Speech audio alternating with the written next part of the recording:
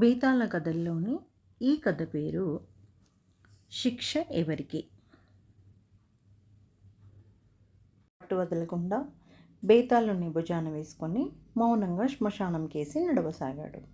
అప్పుడు శవంలోని బేతాళుడు రాజుతో, రాజా, అసూయతో ఉన్న తామ్రకేతుడు గుణనిధిని ఎలా శ్రమ పెట్టాడో మీకు శ్రమ తెలియకుండా వారి కథ చెప్తాను విను అంటూ ఇలా చెప్పసాగాడు. తూర్పు తీరాన ఒక రాజ్యంలోని రాజుకు ఒక కొడుకు ఉండేవాడు. అతని పేరు తామ్రకేతుడు. తామ్రకేతుడి వయసు గలవాడే మంత్రి కొడుకు ఉండేవాడు. అతని పేరు గుణనిధి. తామ్రకేతుడు ఈర్ష్యబుద్ధి కలవాడు, కానీ గుణనిధి సజ్జనుడు. అందరికీ గుణనిధి అంటే చాలా ఇష్టం. తామ్రకేతుడికి గుణనిధిపై ఈర్ష్య ఉంటుంది. తాను రాజు కొడుకు గనక అతను గుణనిధికి వీలైనన్ని కష్టాలు తెచ్చిపెడుతూ ఉండేవాడు. గుణనిధి ఎల్లప్పుడూ తను చేసే పనిలో పెద్దవారి సలహాలను తీసుకుంటూ ఉంటాడు మరియు వారి యొక్క అనుభవాలను తెలుసుకుంటాడు. ఒకనాడు గుణనిధి తన గురువుగారితో కలిసి విహారానికి వెళ్తాడు. ఆ అడవిలో గుణనిధికి తలతల మెరుస్తూ ఉండే బంగారు రంగు పక్షిక కనబడుతుంది. దాన్ని తీసుకొని గురువుగారికి చూపించి, దీన్ని తీసుకోమంటారా వద్దంటారా అని అడుగుతాడు. అందుకు గురువుగారు, నువ్వు తీసుకున్నా బాధపడతావు, తీసుకోకున్నా బాధపడతావు అంటాడు. అప్పుడు గుణనిధి ఆ బంగారు ఈకను తీసుకుంటాడు. గుణనిధి ఆ బంగారు ఈకను తన తురాయిలో పెట్టుకుంటాడు. అటుగా వస్తున్నటువంటి తామ్రకేతుడు గుణనిధిని చూసి, నీ తురాయిలో ఏమిటది అని అడుగుతాడు. గుణనిధి ఆ బంగారు ఈకను తామ్రకేతుడికి ఇస్తాడు. కానీ తామ్రకేతుడు, ఈ బంగారు ఈక కాదు, ఈ బంగారు ఈక ఉన్న పక్షిని తీసుకుని రమ్మని అతనికి ఆజ్ఞాపిస్తాడు.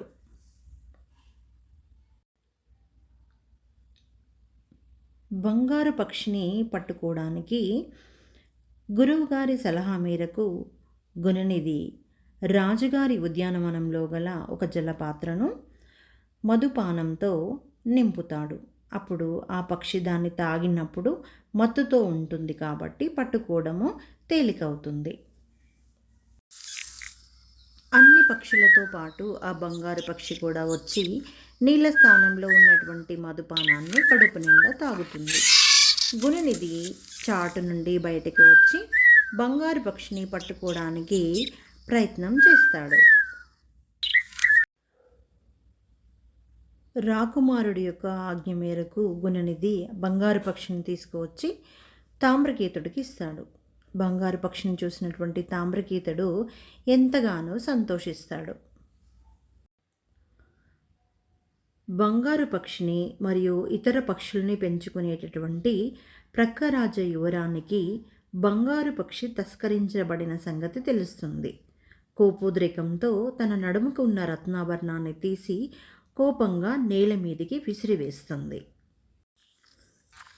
ఇది జరిగిన మరునాడు గుణనిధి గురువుతో సహా ఒక లోయకు వేటకు వెళ్తాడు. అక్కడ అతనికి నిగనిగలాడే రత్నాభరణం కనిపిస్తుంది.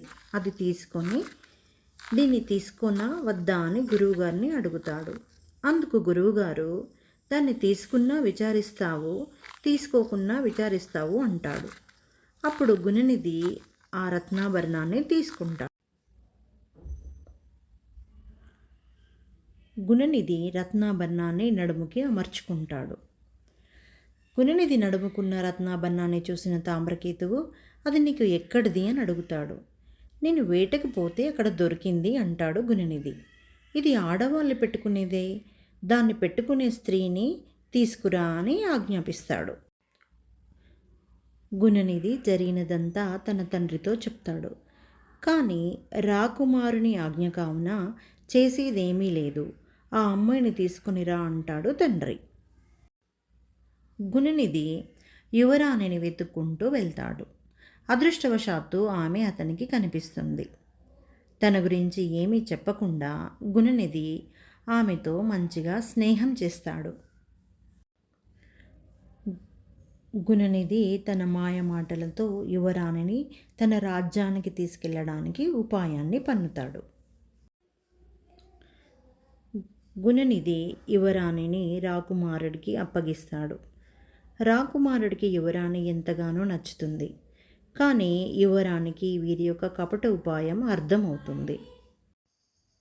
రాకుమారుడు యువరాణిని ఎంతో ఇష్టపడతాడు. కానీ యువరాణి తనను కపట ఉపాయంతో తెచ్చిన వారిని శిక్షించమని అడుగుతుంది. దాంతో తామ్రకేతుడు గుణనిధిని శిక్షించడానికి తన సేనాపతికి ఆజ్ఞాపిస్తాడు. సేనాపతి గుణనిధిని కొండ మీద నుంచి తోసిస్తాడు. కానీ పక్షులు అతన్ని కింద పడకుండా అతని చుట్టూతా చేరి అతన్ని కాపాడుతాయి.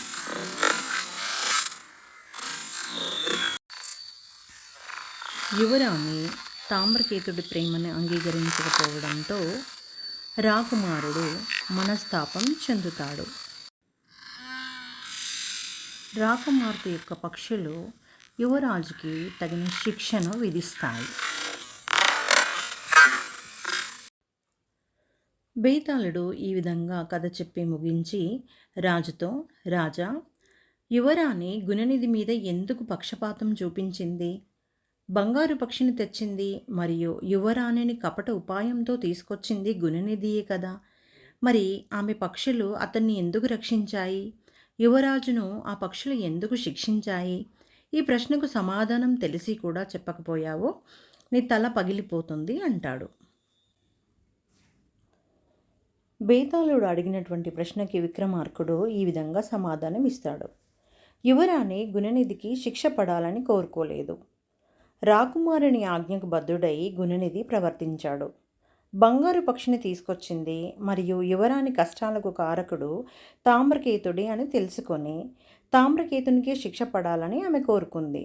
గుణనిధిపై ఈర్ష్యతో తామ్రకేతుడు కొండ మీద నుంచి తోసినా కూడా పక్షులు అతన్ని రక్షించాయి. ఈ కథలో విక్రమార్కుడు 3 విషయాలను చెప్పదలిచాడు. ఏదైనా పని మొదలుపెట్టేటప్పుడు అనుభవజ్ఞుల సలహాలను తీసుకోవాలి. ఈర్ష్యతో ఇతరులకి హాని తలపెడితే అది తిరిగి వారిని శిక్షిస్తుంది. మరియు మన నీతి నిజాయితీ మనకి ఎప్పుడూ రక్షణగా ఉంటుంది. ఈ విధంగా మౌనభంగం కలగగానే రాజుకి మళ్ళీ బేతాళుడు చెట్టెక్కుతాడు.